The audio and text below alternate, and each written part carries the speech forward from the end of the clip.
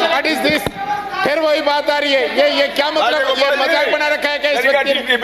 एक आदमी जो मर्जी बोलता है, क्या गरिमा है? गोपाल जी ऐसा अच्छा नहीं लगता, गरिमा है। फ्राइडे को जिस तरीके से एक विधायक का चरित्र हरण किया गया, मुझे गालियां दी गई हाउस के अंदर,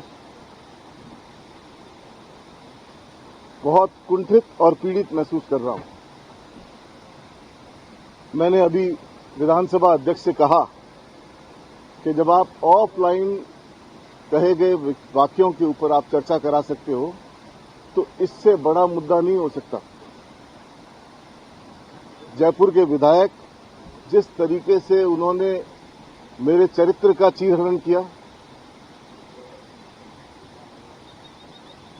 2 साल पहले मेरे वालिद गुजर गए और मैं खुश हूं कि अगर वो होते सामने और उनके सामने इस तरह की गालियां मुझे पड़ती तो शायद वो बर्दाश्त नहीं कर पाते।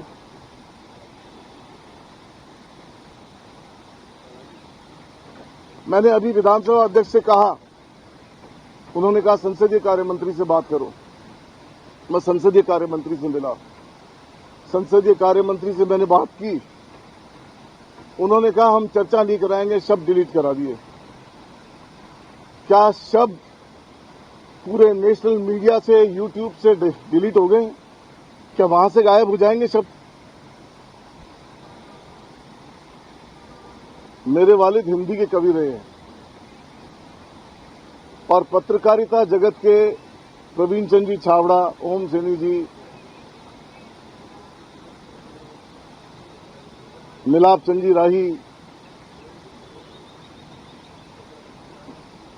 भानु भारती जी, आचार्य जी, इन लोगों के समकक्ष उन्होंने कविता की और उन्होंने हमेशा हिंदी में लिखा।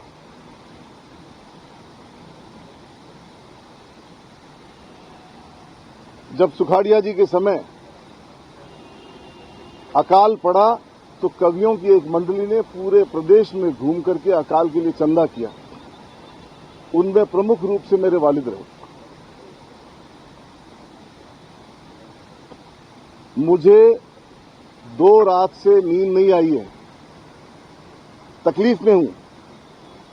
तो क्या मुसलमान विधायक होना अपराध है? और अगर मुसलमान विधायक होना अपराध है तो मैं बीजेपी के लोगों से कह रहा हूं, यहां भी कहना चाहता हूं कि अगर इस तरह शब्दों की दरिद्रता रहे तो आप एक कानून लाओ इस विधानसभा के अंदर और ये कह दो कि यहां आगे से कोई मुस्लिम विधायक चुन करके नहीं आएगा।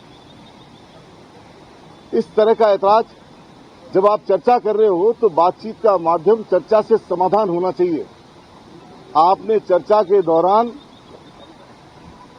न केवल शब्दों की दरिद्रता खत्म की, बल्कि जिस तरह मेरे व्यक्तित्व का चीरहरण किया गया, जिस तरह के शब्द मेरे लिए इस्तेमाल किए गए, मैं उम्मीद करता हूं कि ये बात आपके थ्रू पूरी सरकार सुनेगी और इस बात पे चर्चा करेगी और ऐसी घटना न हो, इसकी ऐसी घटना की पुनरावृत्ति न हो, इस पे कोई सख्त से सख्त कदम उठाएगी, ऐसी मैं उम्मीद करता हूं।